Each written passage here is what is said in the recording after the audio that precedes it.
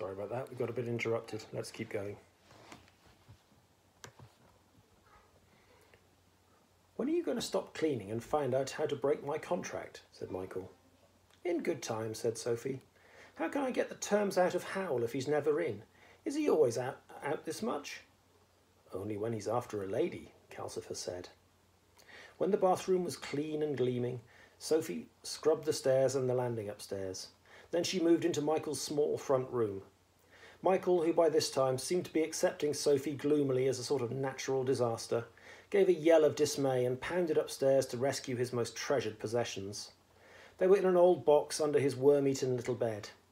As he hurried the box protectively away, Sophie glimpsed a blue ribbon and a sugar-spun rose in it, on top of what seemed to be letters. So, Michael has a sweetheart, she said to herself as she flung the window open. It opened into the street in Port Haven too, and heaved his bedding across the windowsill to air. Considering how nosy she'd lately become, Sophie was rather surprised at herself for not asking Michael who his girl was and how he kept her safe from Howl. She swept such quantities of dust and rubbish from Michael's room, she nearly swamped Calcifer trying to burn it all. You'll be the death of me, you're as heartless as Howl, Calcifer choked. Only his green hair and a blue piece of his long forehead showed. Michael put his precious box in the drawer of the workbench and locked the door. I wish Howl would listen to us, he said. Why is this girl taking him so long? The next day, Sophie tried to start on the backyard, but it was raining in Port Haven that day, driving against the window and pattering in the chimney, making Calcifer hiss with annoyance. The yard was part of the Port Haven house too, so it was pouring out there when Sophie opened the door. She put her apron over her head and rummaged a little, and before she got too wet, she found a bucket of whitewash and a large paintbrush. She took these indoors and set to work on the walls. She found an old step-ladder in the broom cupboard, and she whitewashed the ceiling and the beams too. It rained for the next 2 days in Port Haven, though when Howl opened the door with the knob green blob down and stepped onto the hill, the weather there was sunny, with big cloud shadows racing over the heather faster than the castle could move. Sophie whitewashed her cubbyhole, the stairs, the landing, and Michael's room. What happened in here? Howl asked when he came in on the third day. It seems much lighter.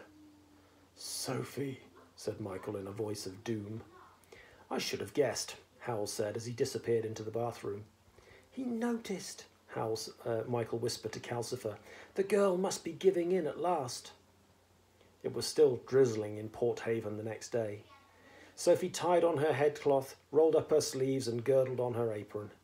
She collected her besom, her bucket and her soap, and as soon as Howl was out of the door, she set off like an elderly avenging angel to clean Howl's bedroom.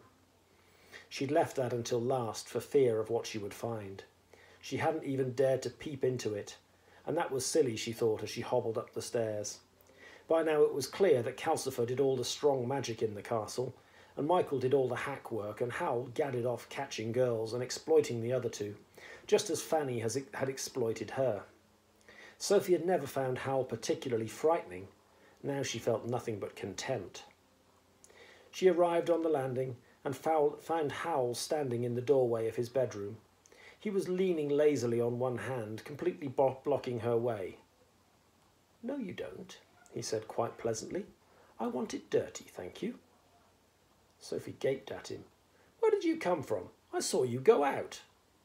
I meant you to, said Howl. You'd done your worst with Calcifer and poor Michael.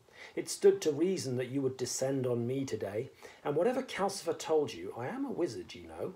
Didn't you think I could do magic? This undermined all Sophie's assumptions. She would have died rather than admit it. Everyone knows you're a wizard, young man, she said severely, but that doesn't alter the fact your castle is the dirtiest place I've ever been in. And she looked into the room past Howl's dangling blue and silver sleeve. The carpet on the floor was littered like a bird's nest. She glimpsed peeling walls and a shelf full of books, some of them very queer looking. There was no sign of a pile of gnawed hearts, but those were probably behind or under the huge four-poster bed. Its hangings were grey-white with dust, and they prevented her from seeing what the wizard looked out onto. Howl swung his sleeve in front of her face. Don't be nosy. I'm not being nosy, Sophie protested. That room, yes, you are nosy, said Howl. You're a dreadfully nosy, horribly blossy, appallingly clean old woman. Control yourself. You're victimising us all. But it's a pigsty, said Sophie. I can't help what I am. Yes, you can, said Howl, and I like my room the way it is. You must admit, I have a right to live in a pigsty if I want. Now go downstairs and think of something else to do, please. I hate quarrelling with people. There was nothing Sophie could do but hobble away with her bucket clanking by her side. She was a little shaken and very surprised that Howl had not thrown her out of the castle on the spot. But since she had not, she thought of the next thing that needed doing at once. She opened the door beside the stairs, found the drizzle had almost stopped, and sallied out into the yard, where she began vigorously sorting through piles of dripping rubbish.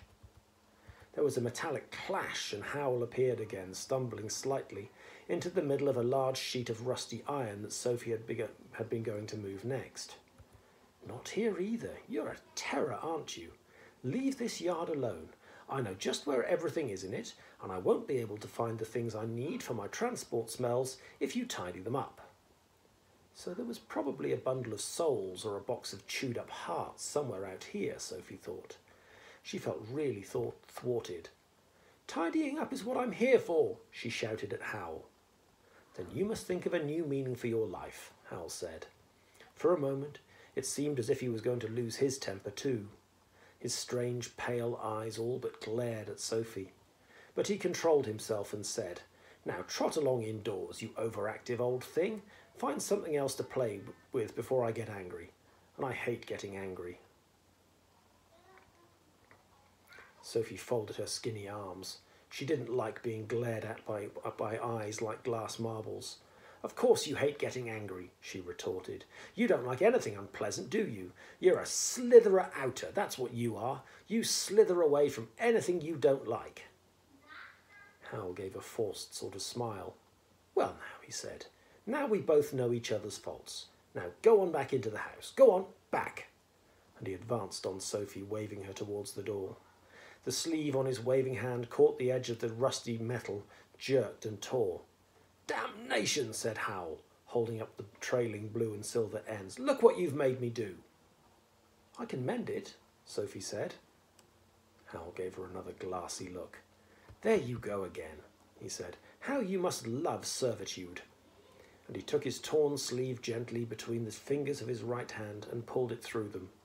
As the blue and silver fabric left his fingers, there was no tear in it at all. There, he said. Understand? Sophie hobbled back indoors, rather chastened. Wizards clearly had no need to work in the ordinary way. Howl had shown her he really was a wizard to be reckoned with. Why didn't he turn me out? She said, half to herself and half to Michael. Beats me, said Michael, but I think he goes by Calcifer. Most people who come in here either don't notice Calcifer or they're scared stiff of him. More next time.